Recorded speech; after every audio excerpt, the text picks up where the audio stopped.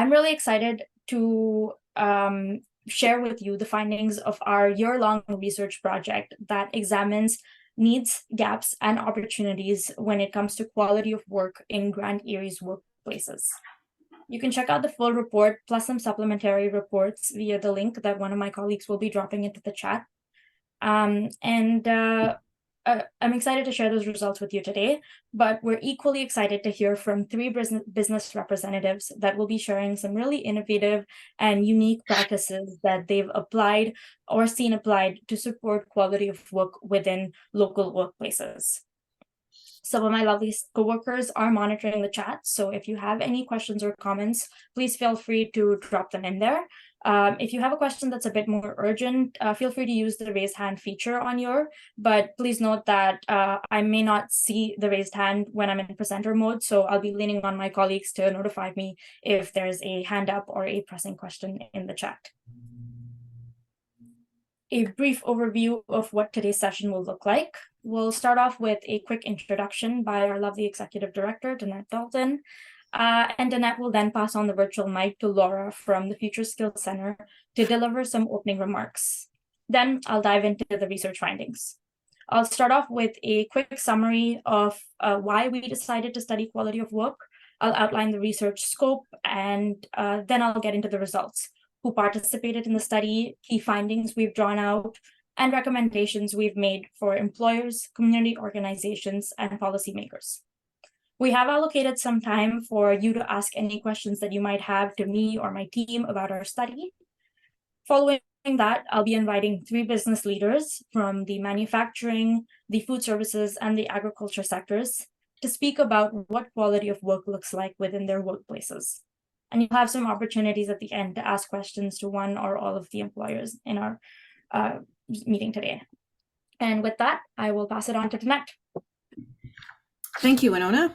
Good morning again, everybody, and welcome, and thank you for joining us. Again, my name is Danette Dalton, Executive Director of the Workforce Planning Board of Grand Erie. I'd like to start our webinar this morning with a land acknowledgement. The Workforce Planning Board of Grand Erie, which serves the communities of 6 nations of the Grand River, Mississaugas of the Credit First Nation, Brant, Haldimand, and Norfolk counties, and the City of Brantford, would like to acknowledge that the land on which we conduct our work and the land on which we develop our workforce was the traditional territory used by the Onquihonwe, Anishinaabe, and the Neutral people. We also acknowledge the enduring presence and deep traditional knowledge, laws, and philosophies of the Indigenous people with whom we share this land. I'd also like to acknowledge that this research project was funded by the Government of Canada's Future Skills Center, a forward-looking organization that prototypes, tests, and measures new and innovative approaches to skills development across Canada. To learn more about the Future Skills Center, you can visit www.fsc-ccf.ca, and we'll drop that in the chat for you. We thank the Future Skills Center for taking an interest and supporting this research in the Grand Erie area. A special thank you as well, and congratulations to Winona Mendez, our lead researcher on this project. And thank you to Mark Skeffington, Sylvia Hentz, and the rest of our mighty team for all your efforts with this project. Also, thank you dearly to all of our community partners, service providers, and our local businesses for your constant support of everything that we do. Together, we make good things happen. We are very pleased to be presenting to you today the highlights of the Quality of Work project, which included targeted efforts to both our workforce community and Grand Erie businesses. In total, we surveyed 480 individuals amongst the Grand Erie community and 160 local businesses. We set out to investigate how these groups would perceive quality of work and further to understand the barriers that might exist to enhance it. We are particularly focused on accommodation and food service industry, agriculture, construction, healthcare and social assistance, manufacturing, and retail trade. You can check out our website, workforceplanningbboard.org/quality-of-work/ to obtain a copy of the report and our supplementary sector profiles, and we'll drop that in the chat as well. We will also make sure that the slide deck for this presentation is shared out by email after the webinar as well. So now I'll turn the mic over to Laura McDonough from the Future Skills Center to say a few words. Welcome, Laura. Thank you, Danette and Winona, and apologies, my voice is a little bit huskier than normal. Hi, everybody. It's really my pleasure to be here today to welcome you to this very timely event on quality of work. So I'm Laura McDonough. I'm a special advisor in research and evaluation with the Future Skills Center.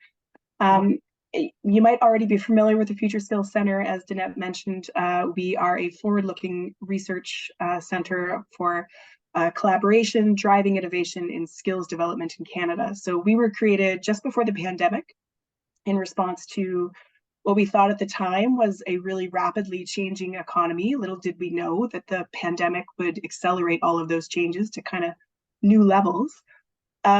Future Skills Center was tasked with preparing the skills ecosystem for the future of work and ensuring that future is more inclusive than it's been in the past.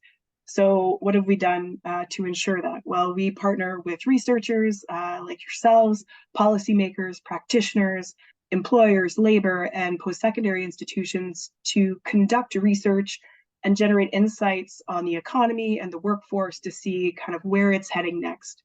So we test a lot of solutions and pilots on approaches for training and upskilling workers. We share and develop knowledge and partnership to scale up solutions and address sort of broader systemic needs. And we give a special emphasis in everything that we do to vulnerable populations who are facing particular barriers. And that includes women, Indigenous communities, newcomers, and racialized peoples. Going forward, Future Skills is at a critical point where many of our 240 plus projects that we've supported over the past couple of years are starting to report results just like those that we're sharing today. So now our focus is really on synthesizing those lessons and insights across that portfolio of projects and partners and sharing those insights across the skills ecosystem. So looking at groups of projects with something in common, like those in our Quality of Work series. So this project is part of Future Skills Quality of Work series, which explored different dimensions of quality of work and how those dimensions were interacting with current challenges, but also changes in the labor market. So the Quality of Work series explored things like compensation and benefits, employment security, the social environment, professional growth, and looked at that from the perspective of workers, employers, as well as policymakers. So Future Skills Center funded research initiatives like this one that address key gaps in policy and practice related to quality of work in the Canadian context. And that included understanding both how it was changing quality of work relative to the pandemic, but also looking at how it was playing out locally, such as in a place like Grand Erie. So as part of our insights process, Future Skills is working with all of our funded partners in this series to generate learnings and to think about quality of work across the portfolio. And we're going to be sharing those sort of portfolio level insights likely early in 2024. Part of the learning from all of our 240 plus projects is that foundational research to understand labor market conditions, which includes quality of work, in very specific regions is in many cases the first step to developing a really effective workforce development initiative. So the studies done by the Workforce Planning Board of Grand Erie before the pandemic revealed a pressing need to strengthen organizational health as a way of addressing the ongoing labor shortage. And our partnership with them sought to expand on this and identify gaps in how employers, workers, job seekers within the regions of Grand Erie experience the quality of their jobs. So the research that we've collaborated on gives us, as Danette mentioned, a snapshot of the state of skills and work in Grand Erie, as well as the types of supports the local workforce would find most beneficial to improving job quality. So Future Skills Center was proud to be able to support this work, and I personally am looking forward to hearing about how this work, the key points of which Winona is going to go over with us shortly, is going to inform action to reduce labor shortages, raise living standards, and foster working environments that are more inclusive, productive, and enriching. And with that, I would like to pass it over to Winona, who's going to take us through the key findings and the ways that we can foster better conditions and support local quality of work. Thank you so much. Thank you, Laura. Working with the Future Skills Center has been an incredible learning experience, and we're very grateful, as Annette mentioned, for the opportunity to be able to dive deeper into the subject of quality of work. And with that, let's get into the study. Considering that you all signed up for this event, I'm certain that you already understand, at least on some level, the importance of quality of work and the significant impact that it has on the local employment landscape. But just to contextualize this a bit further, in 2021, we did a study on work-life balance, and we found that a significant portion of the workforce worked overtime hours, felt overwhelmed by the amount of stuff that they needed to do for work, and were just overall dissatisfied with their work-life balance. And over 50% of employees had considered quitting their jobs in the last year due to burnout or toxic or dysfunctional workplaces.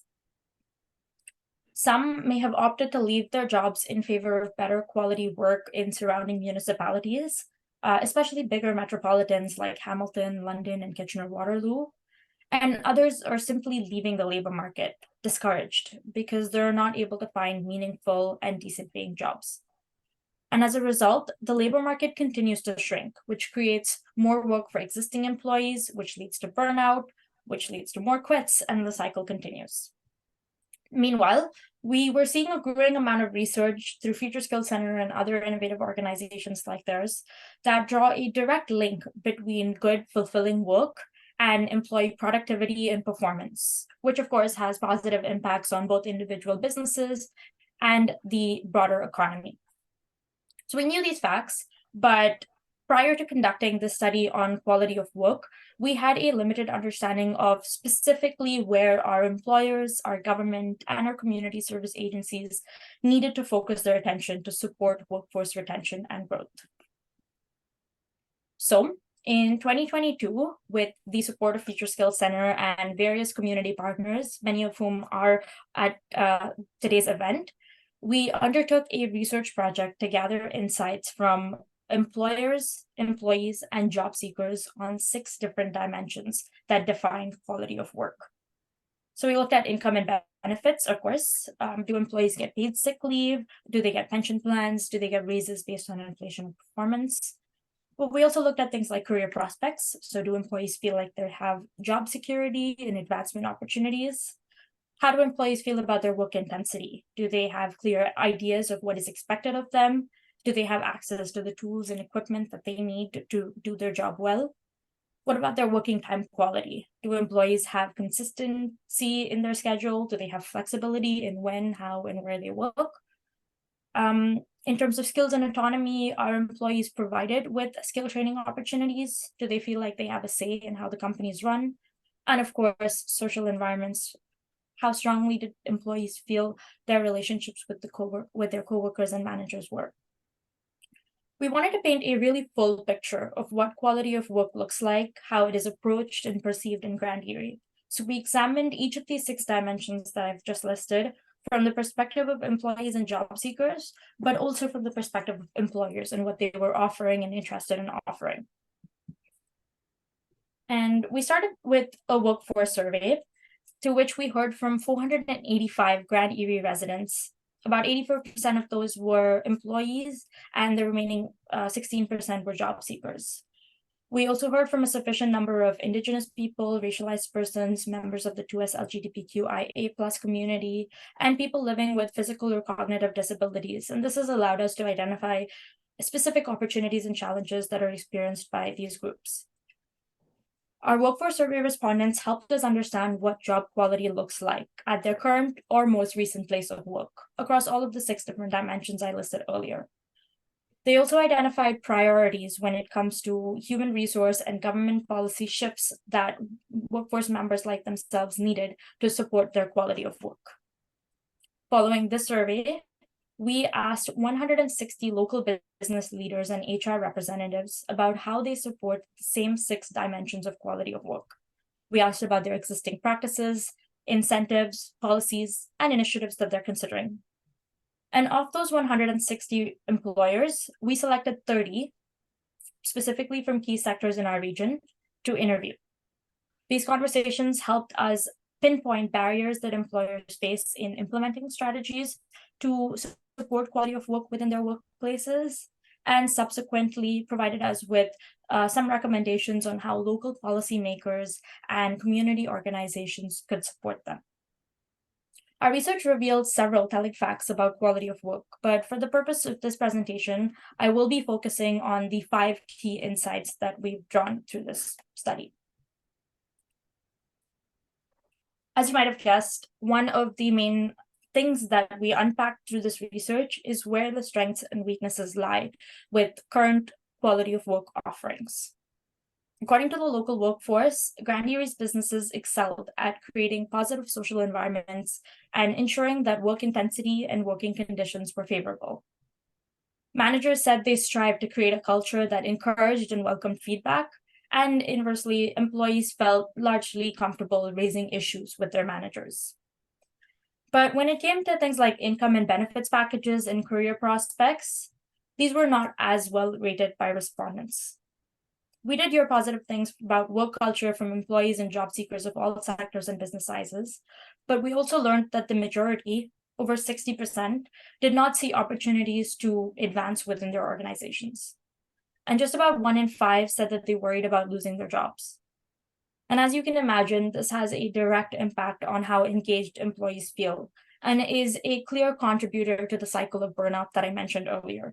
When people feel stuck and burnt out, they quit, which results in an increased workload for existing staff, which results in further burnouts and further quits, and the cycle continues. So there's a very pressing need here to intervene by improving some of the weaker dimensions of quality of work. And I'll offer some recommendations provided to us directly by members of our workforce on how various community stakeholders can contribute towards this important goal. The next big insight we uncovered is that there were significant communication gaps between employees and employers. When asked about things like wage increases, skill development offerings, and career prospects, we noticed some major discrepancies in how employers said they were supporting their workers versus how supported employees felt. We learned that many employees are simply unaware of some of the quality of work supports, like mentorship opportunities or skill training opportunities that their workplace offers. In many cases, these benefits are mentioned during the orientation process and then never brought up again. And so we can see here that there might be an opportunity to improve communication systems and raise awareness amongst employees about the available opportunities within their organizations. Key insight number 3 was that there are significant gaps between the compensation packages that are offered and the local living wage. We've heard over the last few years that there's been a decrease in commitment, independency, and work ethic. So we recognize that there's a need for employers to consider what else they may be able to do to enhance that to support their workers. And of course, meeting employees' compensation needs was identified as a critical step by our workforce respondents.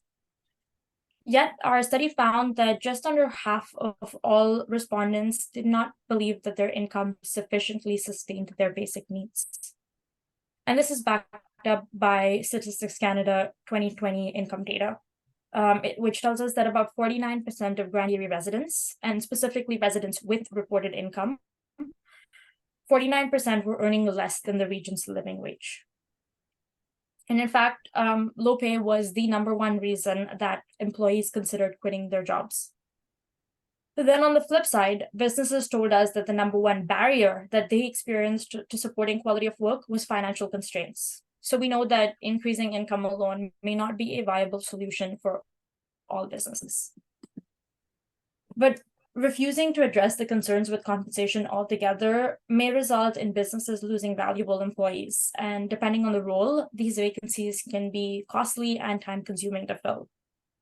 So there's certainly a need here to either augment other non-monetary benefits that are offered or further enhance other quality of work features in an effort to retain employees. Another critical observation that we made was that the workforce is moving based on job quality. Job seekers are turning to sectors that offer better quality of work, better pay, better benefits, better opportunities, and working conditions. And sectors like manufacturing, healthcare and social assistance, and construction are benefiting from these shifts.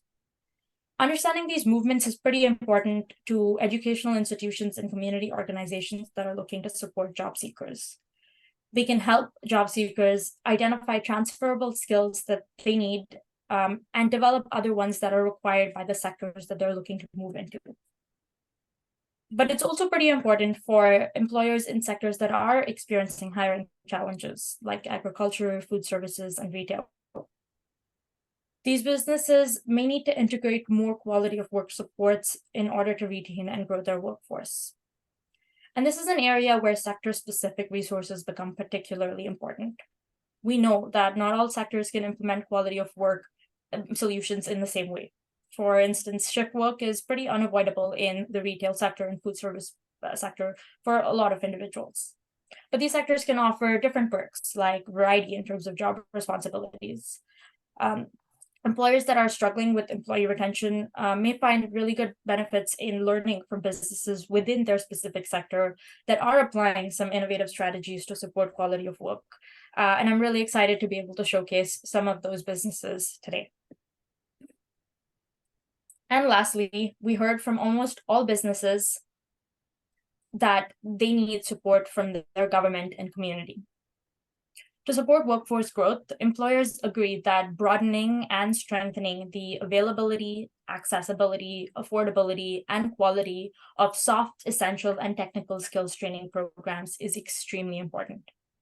And of equal importance is strengthening mental health supports. It can take the form of leadership training to identify and manage stress and burnout. It can take the form of increased access to mental health services for employees, or even community programming that helps residents develop stronger social support systems. Based on the feedback that was provided by our workforce members, our report presents a series of recommendations for employers. And I've covered some of those over the last little bit, but I will go over them again just to recap. Employers can focus on enhancing organizational communication systems to bridge the gap that exists between quality of work supports that they offer and those that are actually availed of by the local workforce. Job seekers and employees also repeatedly told us that there is a need to strengthen compensation structures. For employers that may be unable to increase wages across the board, offering other benefits like merit-based bonuses, increased time off, or flexible work hours may help support retention. Businesses are also encouraged to invest in mental health and first aid training, both for managerial staff and for the general workforce. By training leaders and managers to address and prevent burnout, we can foster positive, enriching work environments. And in the same vein, businesses can support their staff by sharing information on health and well-being resources that exist within the community. There may also be opportunities to improve working conditions by establishing longer breaks or quiet rooms for people to clear their heads within workspaces. Some businesses may benefit also from engaging with their local sector groups and business associations to build partnerships and identify relevant best practices. And the sector profiles that I'll highlight in a few minutes may be an excellent starting point for some of this. And lastly, given that there are concerns about the incoming workers lacking soft and essential skills, one longer-term business strategy would be to create more openings and incentives for workforce entrants to volunteer, to work in unpaid or paid co-op programs, and shadow or apprentice alongside experienced leaders in the community.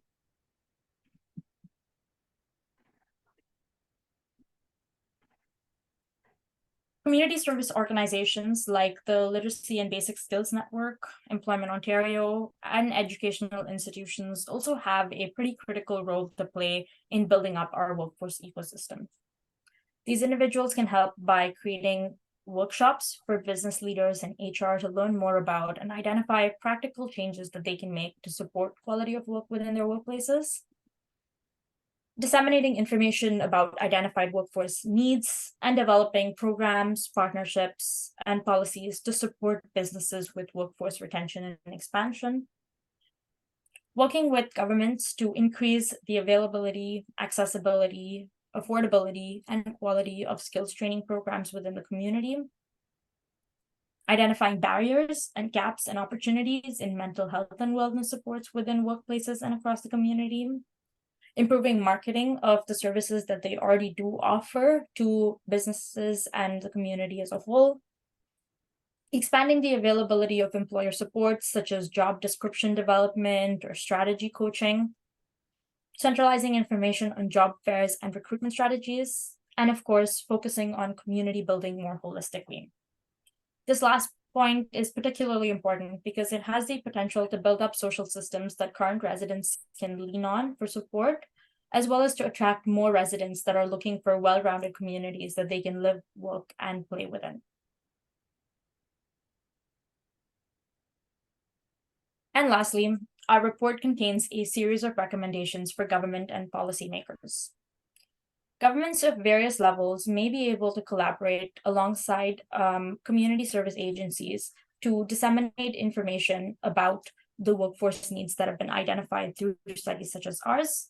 And they can also help by investing in programming, in policies, and in partnerships to help employers retain and grow their workforce.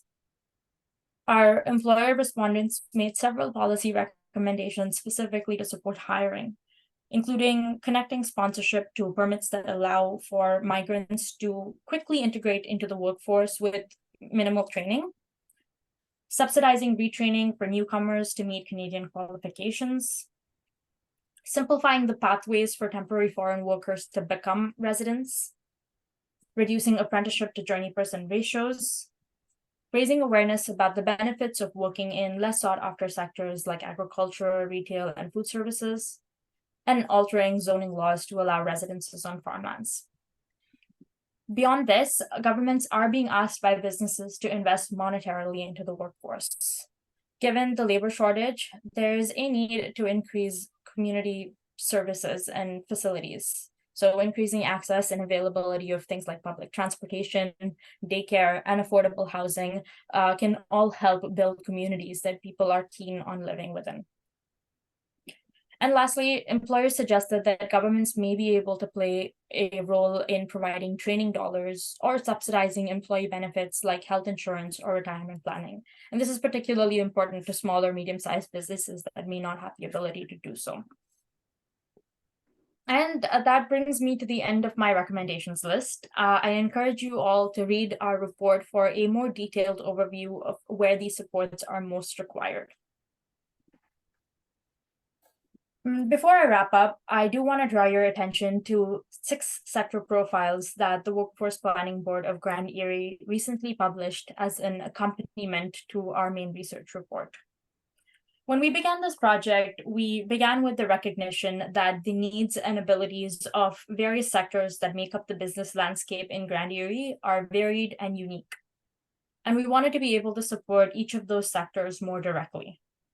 So, based on employment numbers, growth in demand for labor, and impact on the local economy, we selected 6 sectors to spotlight. Danette mentioned them earlier, but I'll list them off again: agriculture, accommodation and food services, construction, healthcare and social assistance, manufacturing, and retail trade. So on our website, via the same link that I believe my coworker dropped into the chat earlier, you will find spotlight documents that outline industry-specific data for each of the selected sectors. They include information on the benefits that are currently being offered by employers, benefits that are being considered by employers, barriers faced by different businesses, and best practices in the form of quotes directly from employers on things that are working within their organization when it comes to supporting quality of work. And at the very end of each profile, there are also some links to valuable resources and industry associations. So if you belong to or support any of the sectors that I just listed, I encourage you to check them out. And if you have any questions beyond that, or would like any additional support with implementing some better policies or programs within your organization, I encourage you to please reach out to the Workforce Planning Board of Grand Erie. We pride ourselves in being workforce connectors, and we're more than happy to work with you to establish the partnerships that you need to support the development of quality of work locally. And after all, addressing the issues that I've highlighted in this presentation in a timely and collaborative manner, I might add. Addressing these issues has the potential to reduce labor shortages, raise living standards, and foster environments that are more inclusive, productive, and enriching, all of which help fulfill our mandate here at the Workforce Planning Board of Grand Erie. And that brings my presentation to a close. I welcome any questions that you may have for myself or my team about this study, after which I will be inviting some incredible leaders in our community to share their successes with workforce attraction, retention, and expansion. Thank you, Winona. Do we have any questions from the gallery? If you do, go ahead, either raise your hand or shout out your question, or you're welcome to place it in the chat as well. Just so you're aware, Winona, nothing came through the chat to read out during the presentation. Actually, Danette, I have a question with regard to investing in mental health. I'm wondering if anybody has any good insight into that, whether there's an organization that someone has used that they found to be really supportive and helpful for their leaders. I totally agree that that's something that that we probably need to do a better job of looking into and getting involved with. Certainly, there are community resources like the Center for Mental Health and Addiction, and frankly, lots of different Employment Ontario organizations that do support mental health in a variety of different ways, either by offering workshops to people that need specific supports, or by connecting people to those supports. There is a pretty extensive list on our website, so I would encourage anybody that's interested to check out the Workforce Gateway. And I believe we'll be dropping a link to that in the chat. That has an extensive list on resources on everything that you might want to access in terms of services within the community. And there's certainly a list of services that do offer support with mental health. But I also do, I will note that this is something that we can always continue to be enhancing and further investing in. Thanks, Winona. Are there any other questions before we move on to the next section?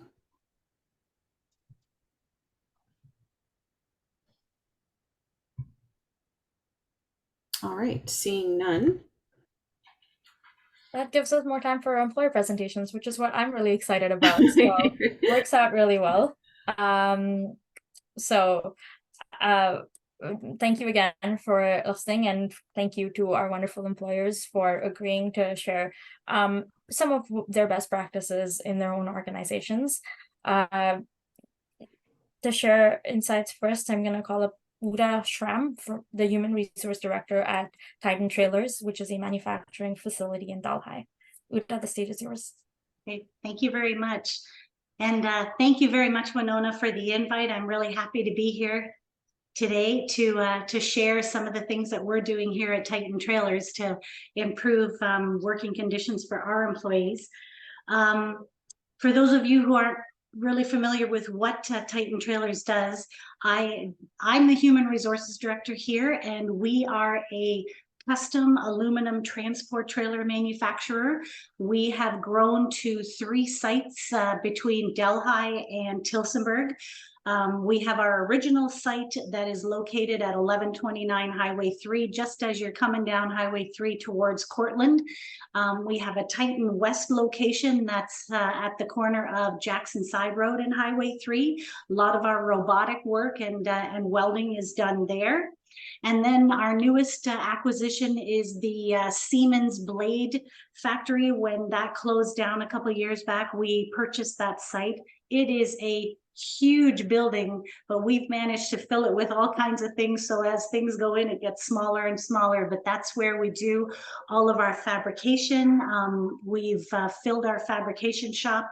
We do some custom trailer manufacturing over there, and it is a busy place. Titan Trailers also has a location in the UK. We build trailers for our European customers.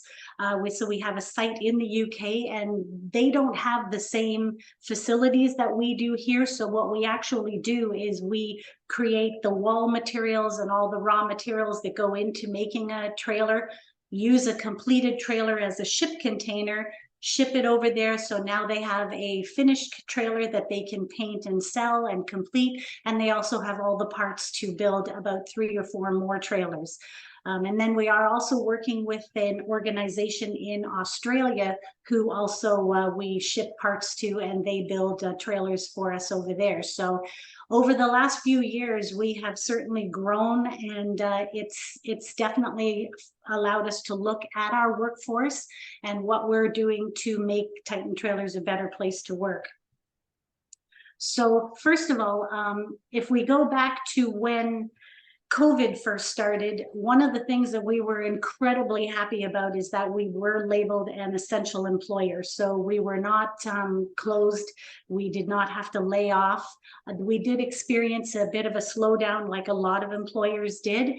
And we wanted to make sure that we kept everyone employed. So rather than laying anyone off due to, issues with getting parts in, or our vendor, our vendors kind of slowing down and our customer base getting a little hesitant during that period of time, we went on work share for a few months, and that allowed us to keep everyone employed. A certain number of our employees were on unemployment for a couple of days through the week, and we had them all working pretty much full time for the remainder of the week. So that lasted, I'm going to say, about 7 or 8 months. And I can tell you the reporting that's required to be on work share was astronomical, but at least we were able to keep everybody employed. So we were super thrilled about that. One thing that we did determine over that whole period of time was that we came out of about 10 years of mandatory overtime, and we determined through that period of time, by reducing our work hours slightly, by allowing our employees to leave early on Fridays, we leave at noon on Fridays now, created a better work-life balance for everybody. They love having Friday afternoons off. We do still offer some overtime when we have teams that are fairly busy. We'll open up a Saturday morning shift from about 6 until noon, but that is a voluntary shift. If people want to have those extra hours and the work is there for them, they're more than welcome to come in. Being busier has also given us a lot of opportunities for cross-training, making sure that we've got the proper people in place when someone is absent or someone is on vacation, so that we have people that can move into that role easily and not create extra work for the remainder of their team. So that's something that we're continuing to work with, and it also gives people a sense of pride when they know how to do more than one thing, and we place them where the greatest need lies as well. We offer a fantastic health and safety program for our employees. We have a health and safety manager that oversees the whole program. We have joint health and safety committee members that do regular meetings and regular walkthroughs, and we're constantly looking for feedback from our employees. They're the ones working out there. If there's anything going on that needs to be addressed, we want to make sure we give them an opportunity to come forward, and through with management and with our health and safety manager, we make sure that things are addressed in a timely manner so that people can do their jobs safely.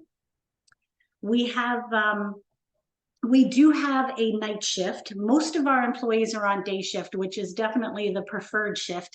It's very difficult to find people to work on a night shift, and we certainly don't want to create a situation where people are forced to work on nights.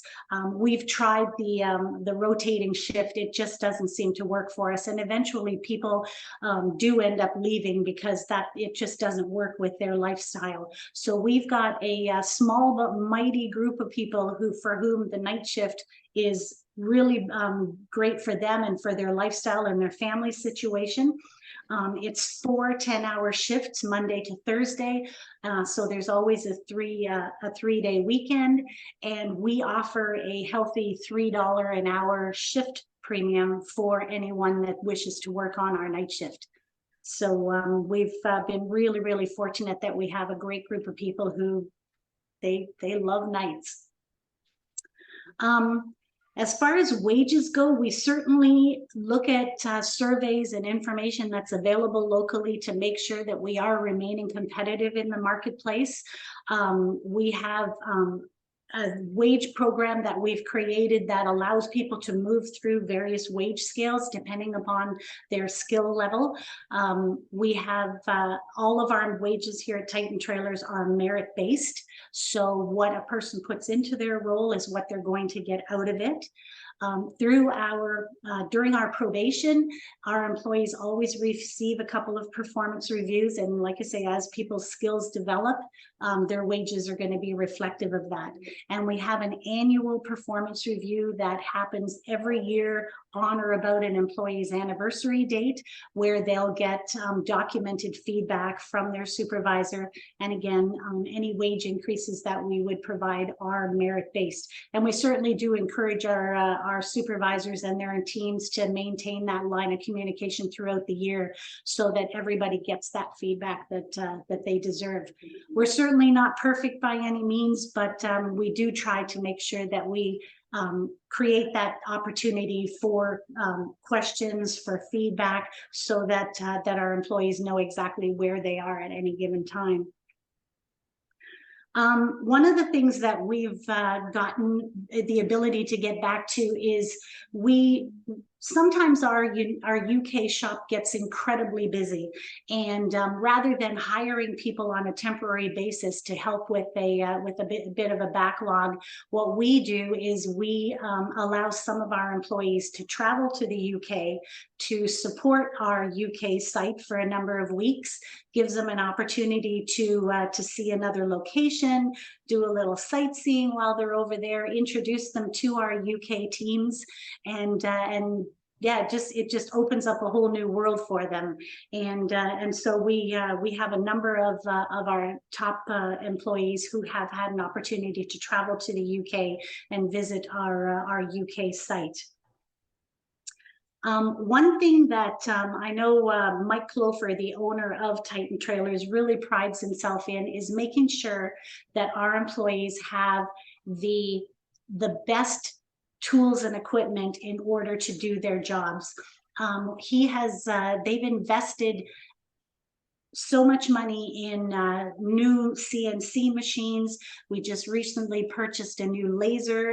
Now that we have this site in Tillsonburg, we had the room to really expand our fabrication shop. So we have a new lathe that just came in that they're setting up. There's robots being set up in various sites. And just so you know, robots don't necessarily mean someone's going to lose their job. We always need someone to operate those robots. So no one has ever lost a job because we've put a welding robot in.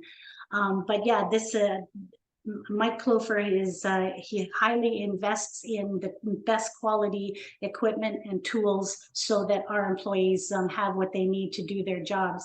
A couple of years ago, we moved into a pulse welding style, and we purchased all new Fronius welders for our welders. They love them. They're very easy to use. The quality of the welds has really increased. And we also worked with Fronius to develop a robotic welder for us to do our walls, because we use our wall material comes in a tongue and groove formation, and you lay all the pieces on a weld table, and the auto welder comes along and welds all the seams simultaneously. You flip the wall over and you do the other side. And this particular piece of equipment, we work together again with Fronius to develop for us, and it's created an amazing opportunity for us to really do a lot of walls in very short period of time. And we keep, sorry, we keep our shops clean.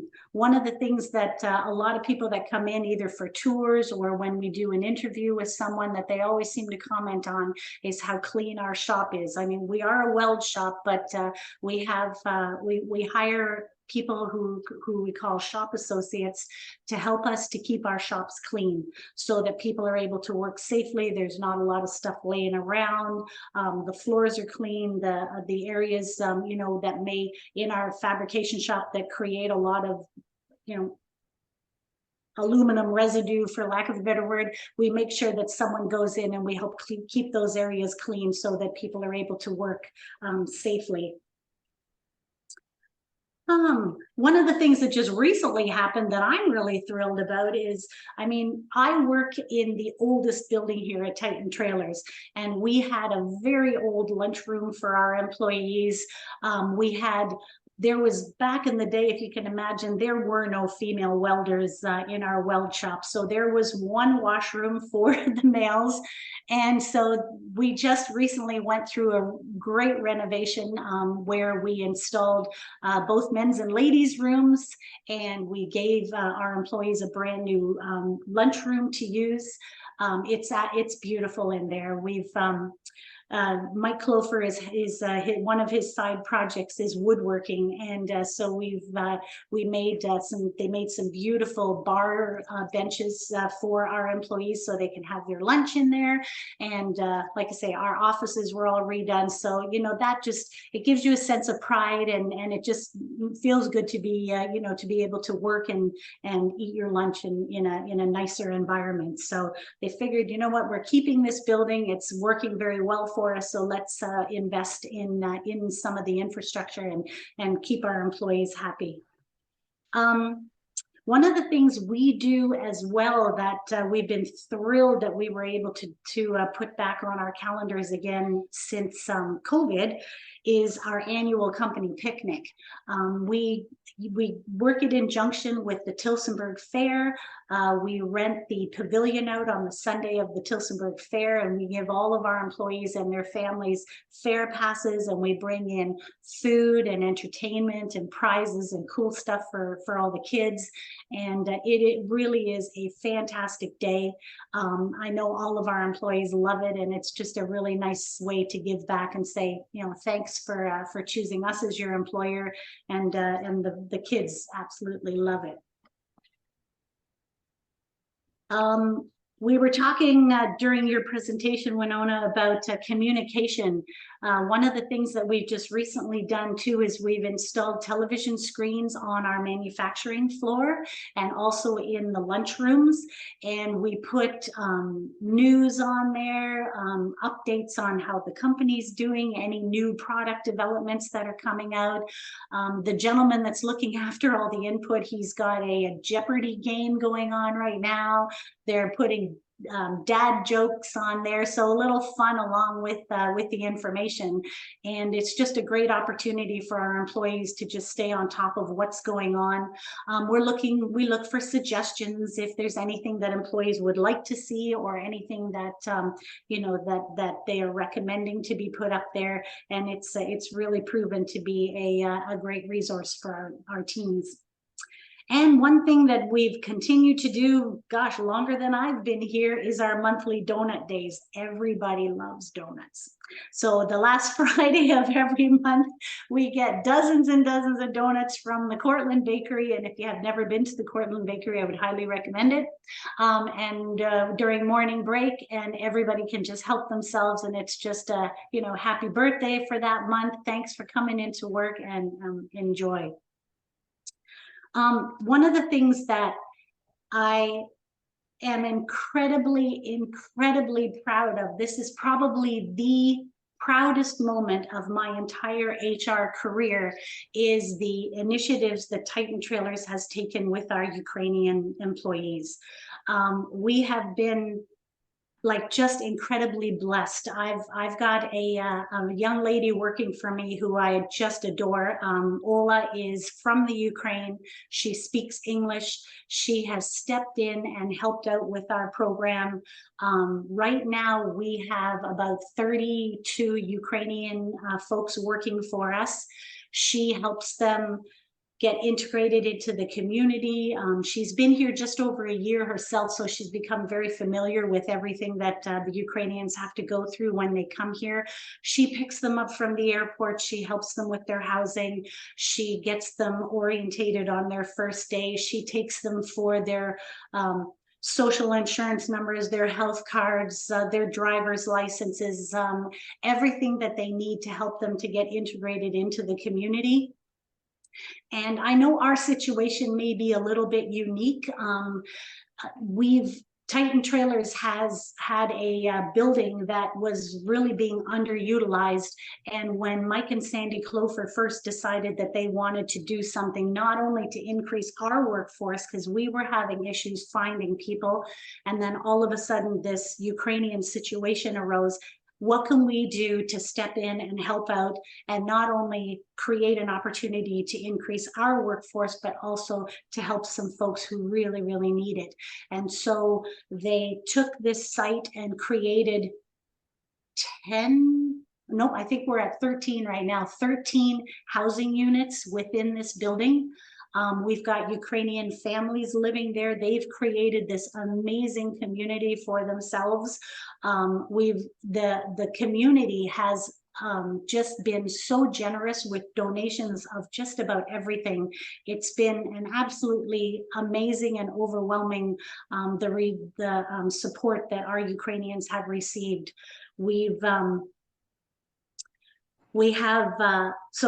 We provide English lessons for them. They're now here working as shop associates, as welders. We've got a couple of folks in our finishing department. I've got a lady in our purchasing department right now who just recently moved over. She's doing a fantastic job. And it's a great opportunity just to see everybody flourish. They feel a sense of safety that they're here. They know they have a job. They know that their families are safe. They know their children are safe. It was funny when this whole thing first started, we didn't have bus service set up, so we rented a van and I drove the kids to school and back home for a couple of weeks until we got the bus services all set up. So anything that we could do to help our friends out, we gladly would do. Now, and again, I know that maybe our situation here is a little bit unique, but if there's anyone out there who is struggling with finding good workers, and you have the ability to even, help out with housing or help out with, like, we started our program out with a local bed and breakfast. And so the first few folks that came to us stayed in the bed and breakfast until we had housing available for them. Because that is definitely one of the areas within our community that we struggle with, is finding housing for anyone coming into this area. So we consider ourselves incredibly lucky that we were able to provide this housing. We've now, Ola gets involved in fundraising events. We've got a number of our Ukrainian wives that make food and get involved in Ukrainian dinners to help raise money and awareness for other Ukrainian families coming into the community. So not only have they embraced the support that they've gotten, they now reach out into the community and they help other Ukrainians. Like, the whole program has just been so incredibly amazing. And again, I'm just so proud of it, to be a part of it. All right. Actually, one thing also I want to mention is that we've had our first Ukrainian person this week achieve their permanent residency. So that was something that was really cool for them. Yeah, I guess that's all I want to say. We're not perfect. There's definitely always room for improvement, and we're always looking for feedback. But we certainly try to do our best to make Titan Trailers a great place to work and an employer of choice. So thank you again very much for allowing me to speak today. Thank you so much, Uda. And I'm just amazed by the vast array. I think one of the things that we found from our study is that both workforce members and employers agree that there's not one specific dimension of quality of work that trumps the rest. And you certainly illustrated very well how true that can be and how true that is for your organization. So thank you for that. Next up, I'm going to call upon Heather Pond. She's the owner at the Blue Elephant Artisan Brewery, which is a restaurant/brewery in Simcoe. Heather, the stage is yours. Yep, thank you, Winona, and to everyone, hello. This has been awesome to be part of this. It's been a great learning experience on my part also. I think the thing is that it really makes you think about what you're doing and what you could do better also. So anyhow, my name's Heather Pond Manarome, and I'm the owner manager of the Blue Elephant Restaurant in Simcoe. We've been here for 31 years now, so we've seen a lot of change go through over the past 31 years, which has been quite interesting. Way back when in 91, when we opened, there was no problem with getting people to work. There was too many people around to work, which was great because then it gave you the opportunity to mix and match and to make sure that you had a good workforce going on. But things have really changed. Even before the pandemic, I found that things started to change. It became the point of me not interviewing anymore, because I used to have a very long interview process that went on. But now it became, if you're looking for a job, you know what, I'll give anybody an opportunity to work. Especially in this industry, there's lots of opportunity to grow, but it's a good, interesting place to work. So anyhow, we've been here for over 31 years now, and I employ between 28 and 34 people, depending on the season. The summertime, things go up a little bit. And in the wintertime, we do a lot of catering and things to be able to maintain all of the staff. So I've worked very hard to do that because we're quite seasonal down here in Simcoe. But there's lots of opportunities to do other things too. I guess the thing is that for me, retaining the staff, and I have a lot of staff that have been here for many, many, many years. It's near and dear to my heart. I've worked all over the world, and the thing that I took away from working all over was how people could maintain staff. And if you can, it just makes your world a lot rounder. It also creates, when you have a good work environment, the bottom line is you work most of your life. So you have to be happy while you're working. Happy while you're working means you have to have happy employees. So here we're all team members, and that's the way that I look at it. I guess that there was a few best practices that everybody liked when I was interviewed the first time. So I thought I would just go through those quickly. One thing that we do now is we just have a 6-day work week. We started that, I probably started that about 8 years ago. I found that on Sundays, it was the hardest day to maintain, to have people coming into work because nobody wanted to work on Sundays.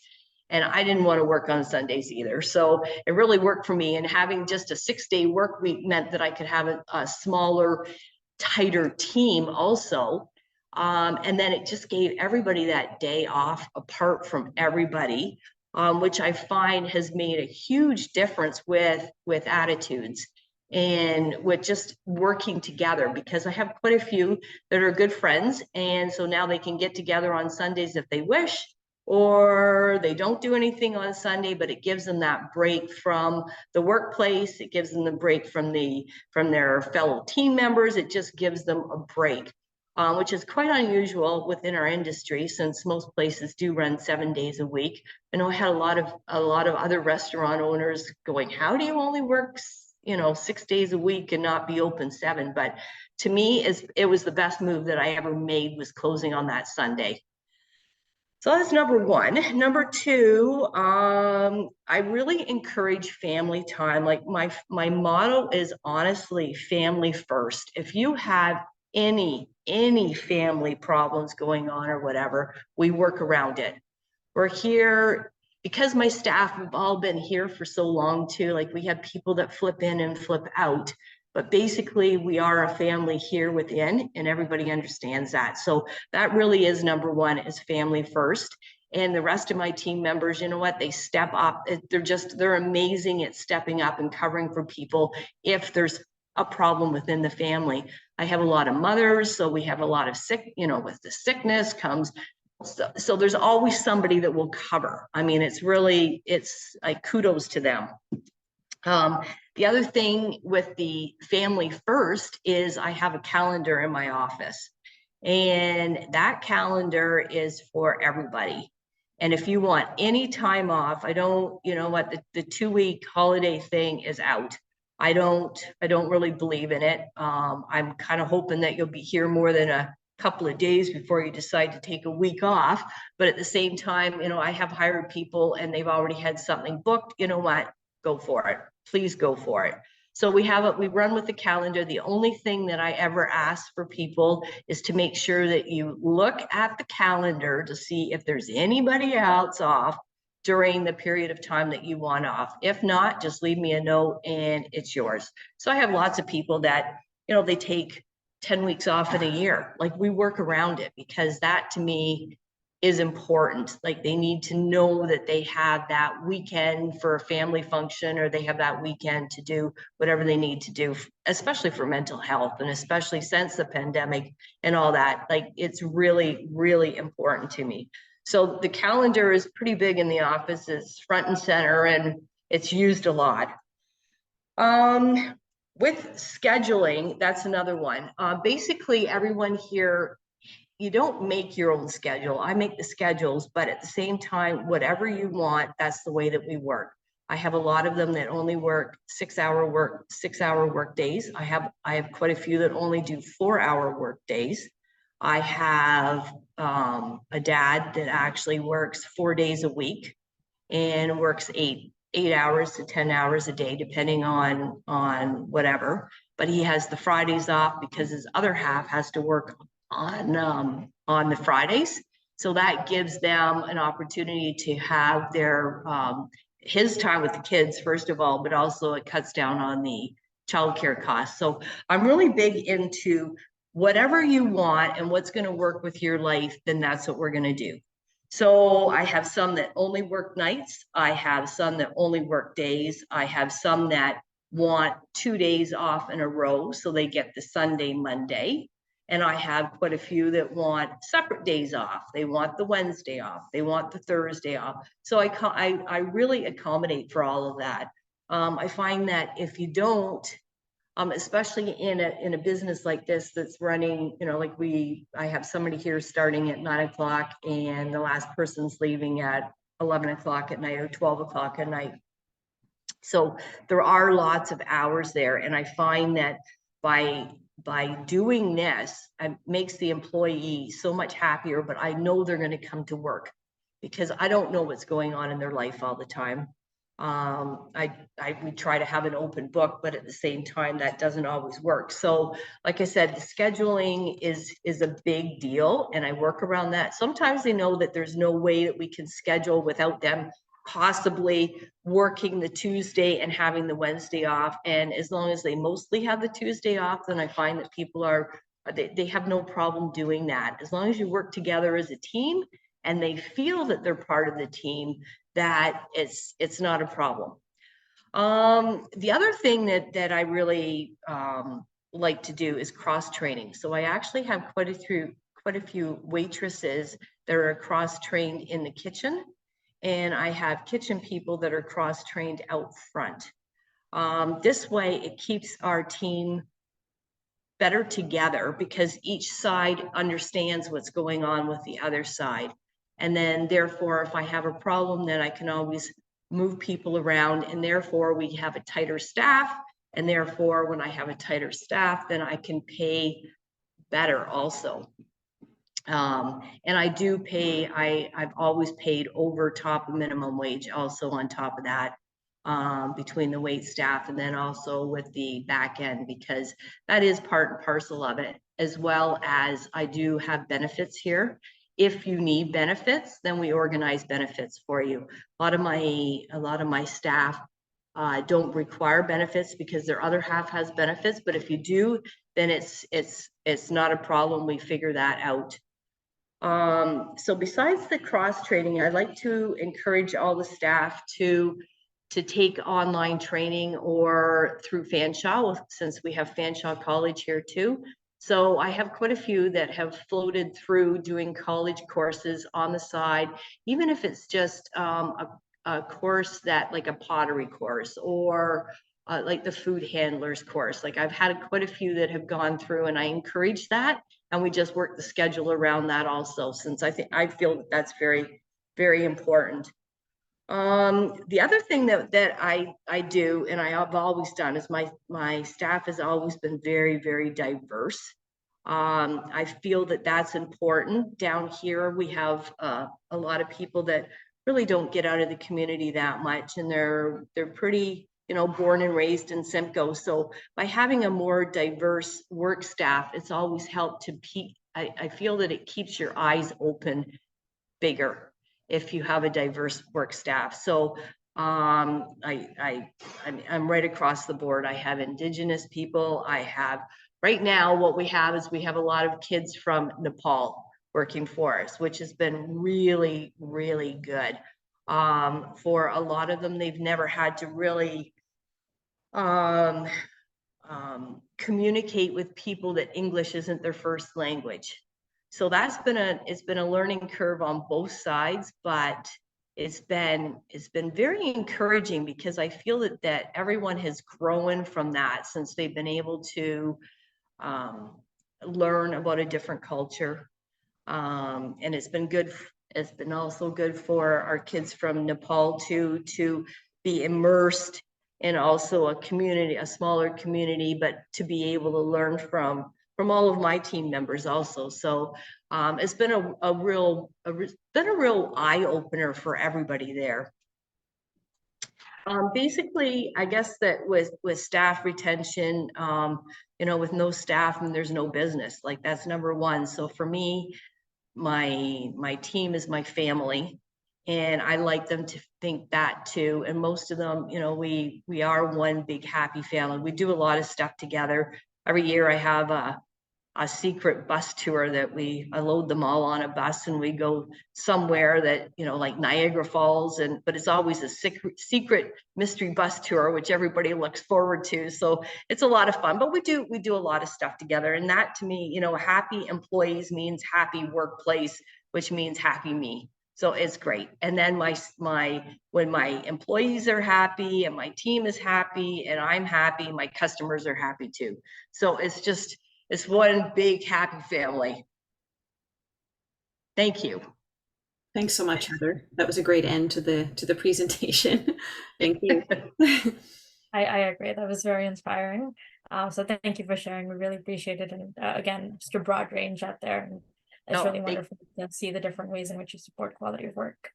I'm excited to call up our last speaker, Kim Earls. She is the Executive Director at the South Central Ontario Region Economic Development Corporation, and she's here to tell us about a couple of different agricultural businesses that are doing innovative things in their own organizations. Over to you, Kim.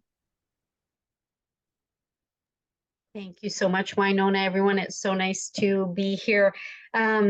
As Winona said, I'm the Executive Director of SCORE EDC, but also as some context, I come from a family of farmers and agricultural operators. And so in addition to my current job now, that's kind of been what I grew up really understanding is the agricultural sector. So before I get into some specific tactics, I just wanted to go through a quick couple highlights. So in the province of Ontario, agricultural jobs are tied to 861,000, which translates to about 46 billion in provincial GDP. So you can start to see what a huge impact our agricultural workforce has. Here in the SCORE region, which is Brant, Elgin, Middlesex, Norfolk, and Oxford County, we have about 7,744 farms, which is about 1.5 million acres of crops. And they're very diverse. We have field crops and crops, agricultural sector that rely on more technology. We have animal production, so a lot of variety. And less than 16% of agricultural operations have a written succession plan. So that leaves us to wonder what will happen to those operations and those workforces in the future. And 60% of the agricultural workers in the SCORE region are seasonal or temporary.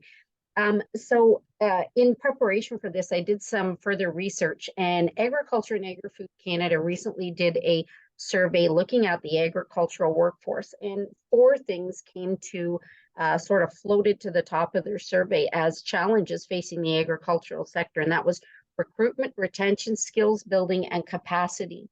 And one of the things that I've noticed here regionally and had the opportunity to speak with a lot of agricultural operations are the workforce skills and needs in the agricultural sector are changing. So, you know, there's more technology based, more laboratory based, more science based and equipment based. And so as a agricultural operator or a farmer, it's important for us to understand that and plan for that. And so as Winona mentioned earlier, and certainly Ute referenced it as well as Heather, you know, agricultural workers are looking for the same thing that I think we all are: stability, respect and appreciation, flexibility when possible, the ability to cross-train, and opportunities for advancement and continuing learning.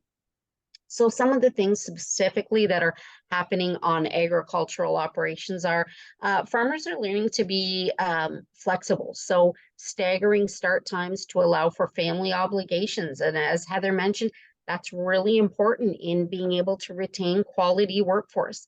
When you're needing to replace or constantly recruit for new workers, it's expensive and time consuming. And like many of our other priority sectors that Danette had mentioned early on, agriculture is one that is very time specific.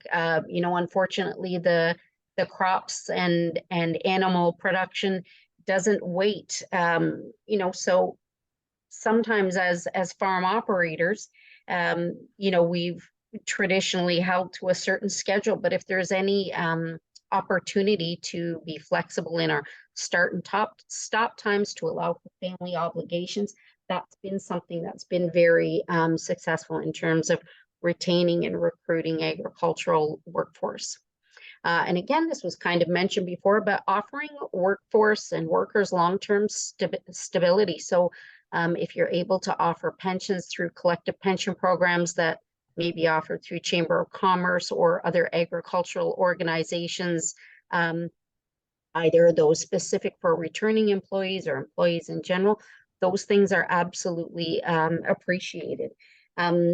Also offering supports for, again, as mentioned earlier, mental health. Certainly the Canadian Agricultural Human Resources Council has some agricultural or some mental health programs for the agricultural sector, as does the Ontario Federation of Agriculture. And so, you know, looking to those and accessing those larger commodity and larger organizations, programming and processes are certainly a benefit when you're on farm.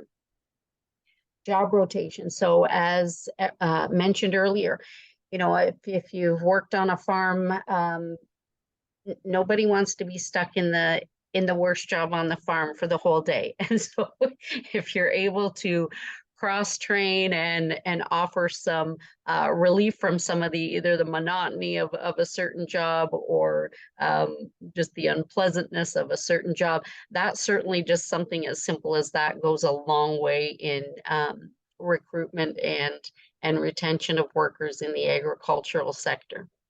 The other thing, again, is just showing that appreciation. So, you know, as mentioned from Titan Trailers, having pizza days. I have a farm friend that lives not too far from me, and they buy tickets to fun events for their employees to celebrate the end of the season in addition to their sort of harvest party that they traditionally had as a bit of a throwback to the tobacco producing era. So for instance, last year they purchased family pack tickets to Canada's Wonderland.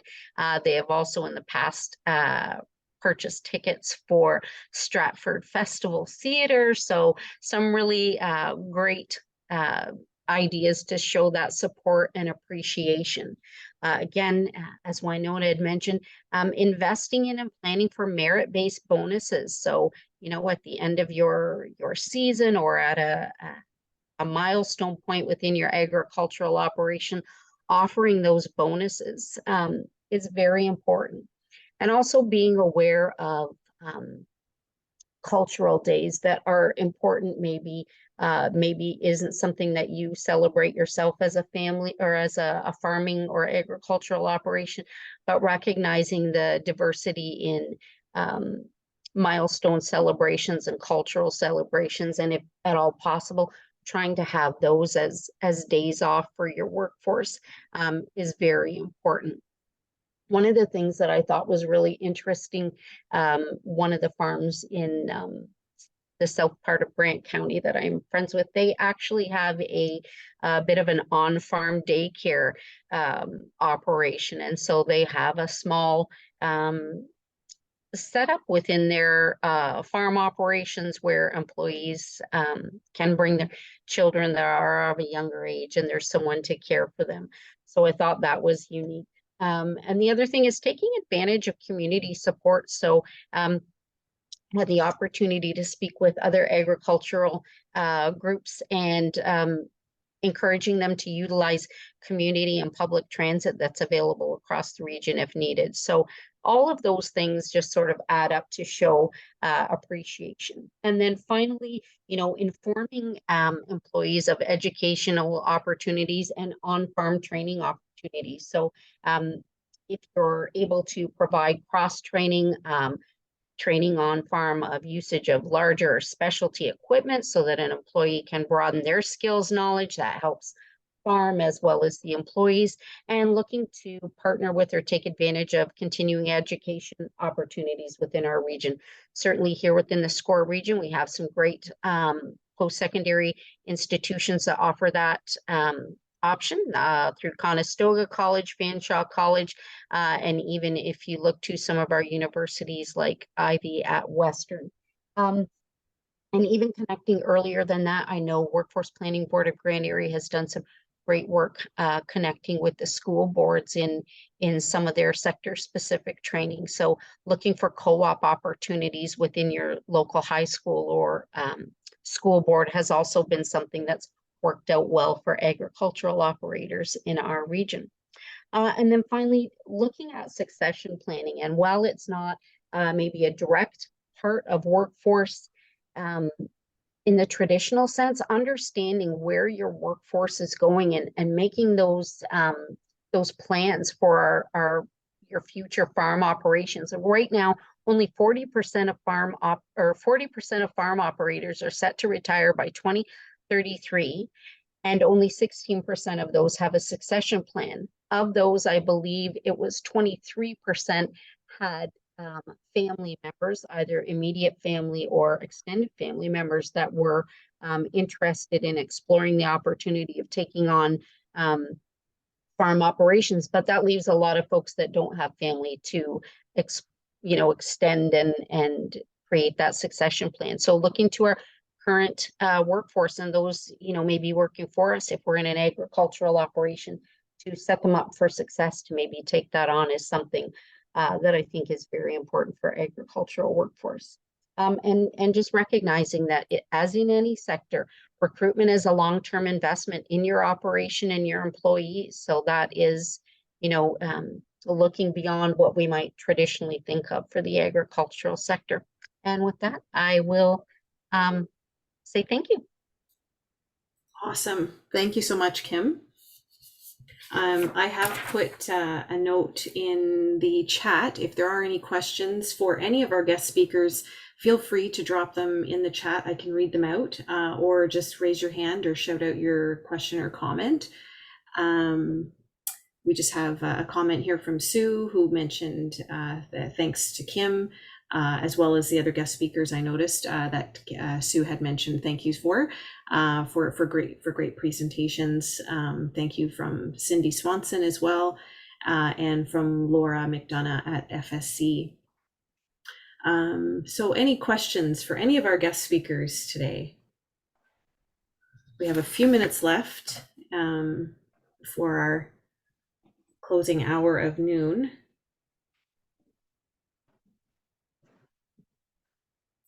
All right.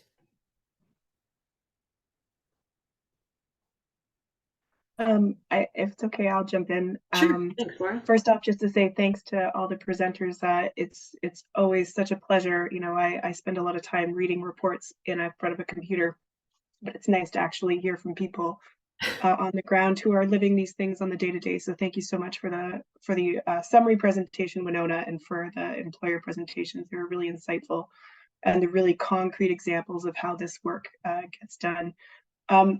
I guess something that I'm interested in personally, and that FSC obviously has a perspective on, is that link between, you know, what kind of mental health supports can be provided and the equity, diversity, and inclusion, and I would say reconciliation as well, and how those things kind of come together, intersect. And I would love to hear, you know, or to think about like how those things can play out in Grand Erie and consider each other, because I think they're really linked, especially if we're looking to more diverse groups to address labor force shortages, which I hear from the employers definitely you are experiencing. So I'll just leave that. And I don't know if I should pass it to Nick or. Sure. Nick, go ahead. Your hand is up. Yeah, sorry, I just had a comment or question. So, Go ahead. Yeah. is that okay? Yeah, go ahead. Okay. Yep. Sorry, I thought Laura was looking for a response. Yeah, so awesome. Really excited about what I was hearing this morning. I guess further to my comment in the chat there around a list, I'm wondering, like, is anyone aware of a list of these or a resource of these really creative ideas, or that something is out there to share with certainly, you know, our perspective would be you know, rural employers, right, as to ideas and things that they could do, and reaching them with these really great ideas. Certainly, I can tackle that one to start. So the purpose of the research that we did for this quality of work project was exactly that, to uncover some of these this list that we've sort of taken you through today, and it's presented more fulsomely in the report as well as the sector profiles. And our implementation or our efforts to get this out into the community started today formally. We have been sharing this information out on our feeds regularly for the last couple of weeks, reaching whoever we can in our network. But the intention for today's presentation was to reach more people and perhaps encourage those people who are here today to review the information that's on our website, but also to share that with your colleagues and other family, friends, and operators in the area, to encourage them at this time, because we are in a state of flux and a state of great change. Our local labor market plan from this year talks about change leadership and change management, because everyone's just going in 15 different directions, trying to keep up with everything at the moment, from agriculture to construction to healthcare, you name it, manufacturing. Everyone's got similar struggles. So we're hearing, as we saw today from a lot of the presentations, some similar fixes or attempts at fixing, I think these, you know, we wanted to highlight some of these employers today for that reason, because they have found some stability in some of these items that they've rhymed off here for us today, and we've highlighted some of those in the sector profiles in the report as well. So certainly, Nick, if you can share the work that's been done in the report and the sector profiles with your network, that would certainly help us reach a greater audience, but we will continue to utilize this information in other projects moving forward, other events that we host, to try and reach more people. I'd like to go door to door. I'd like to print copies and mail it to everybody, but unfortunately the budget doesn't allow for that. But with your help, as always, in our community partnerships, we do hope to reach as many people as humanly possible. I hope that helps answer the question. And just as a reminder, on the last page of every single one of our sector profiles is a link to existing resources and industry associations. So those associations will likely have a more comprehensive set of best practices that are used within those specific sectors. And of course, we're happy to add and broaden that list as we learn more about other wonderful institutions in our community. I'll pass it on to Sue. Thank you, Winona, and thank you, Workforce Planning Board, for an amazing presentation. Some really good information came out of this. I think what I'm hearing is that flexibility is key in the workforce. One of the things that Kimberly raised, the issue with succession planning in agriculture, and I know that's an area, having grown up myself on a farm, that I am particularly interested in. And something that I wonder if Workforce Planning Board has ever looked into is employee ownership trusts. This is something that I recently came across that I think is big in the UK, maybe in the States, but it does allow employees or stakeholders to come in and actually take over a business where there is a retiring farmer in this case. It might permit us here in Ontario to be able to keep some of those family farms operational. That's one of my biggest concerns, is that we see the family farm disappearing, being bought up by global interests, corporate interests.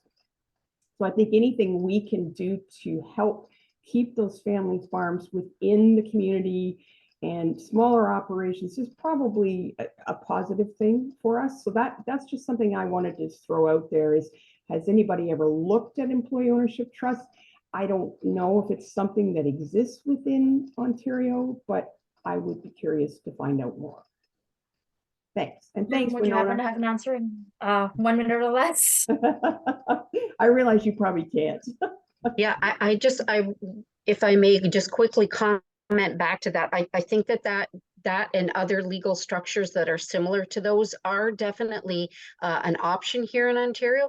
I don't think they've been widely utilized in the past, but it is definitely something to consider because agriculture is a huge financial commitment and capital intensive. And if you're trying to enter into that, it's difficult. So those legal structures do offer those types of opportunities. So yeah, excellent point. Thanks, Kim. And Nick and or Kim, there's a question in the chat from Sean McGowan. He's saying, are there any supports for hiring Canadian workforce in agriculture? I'm not aware of any, but I thought I would throw it your way to see if you're aware of anything. He's been trying for the last 3 seasons and has not had much success. He's tried working with the chamber, with schools, employment centers, social media, job postings, through many different job boards and word of mouth. And it has been a huge challenge for him. Any thoughts or ideas around supports that might be coming from different levels of government? So yeah, no, definitely a key challenge, and it has been a challenge in agriculture. And so there have been a number of programs through the Canadian Agricultural Partnership and some funding around labor in agriculture. And so so there is that piece, but it is is there something specific within the agricultural sector that will help you find employees or Canadian employees? Not that I'm aware of, unless Kim is aware of something. But it would be the same supports that all the businesses have in employment and seeking employees. Yeah. Okay. Thanks for that, Nick. And Sean, I can speak to an undertaking that I guess the Workforce Planning Board has implemented in the last little while. Back in 2021, I believe it was, we started a project called Workforce Strategy. The focus for phase 1 of that strategy was for students in grades 6, 7, and 8. We had already been doing some work with the local school boards around experiential learning opportunities, but we wanted to take a broader look at that. And as a result of that workforce strategy, we did establish a new partnership with Eggscape. And Eggscape is sort of a province-wide nonprofit charitable organization who delivers agriculturally focused education in classrooms. So they have representatives from their team that go around to different schools all throughout Ontario, delivering a multitude of different units in classrooms to help support the work that the teachers are doing. It could be related to math, it could be related to science, reading, and so forth. And it starts, I think, from kindergarten, and it works itself all the way up into the high school level. And they have a variety of different things that they offer. One of the units they run is a competition. And we took advantage of that and had Eggscape join us in Norfolk County in April. And we invited about 700 students out to that event at the Norfolk County Fairgrounds. 2 groups, one sort of in the morning and one in the afternoon. And we had about 12 different community businesses, operators and partners join us, and educators. Basically what happens is the students go around from booth to booth or table to table, and they learn a little bit about some aspect of agriculture. And each competition doesn't always include the same groups of people or the same exhibitors, because it really depends on what community they're running the competition in. And who's available at that time. So we had great success with that, great feedback from the students. We do have video footage of that event that we are working hard to get on our website to share with you. But I believe Eggscape, which is, I think, eggscape.ca or .org. Mark, if you can find that and throw it in the chat. They probably have it on their website, which highlights the local event. And after all of this explanation, my point here is our exercise in all of this is to bring awareness and education to the students at a younger age, because we are surrounded in Grand Erie by farm operations, and we do know, we have metrics that sort of tell us a story about what could come. And we want to change that landscape. We want to make some changes. We want to see positive things happen, and we want students to understand that these are great career opportunities, and what skill sets are required in order to make farm operations work. So we are making some efforts to try and start a bit younger, so that students are aware of what job opportunities they are. So when they do look at a job board, it makes sense to them, or it's attractive to them, or so on. And again, working with the school boards is important as well, because we can bring more co-op opportunities to the schools, to the students, and help support the local operations as well.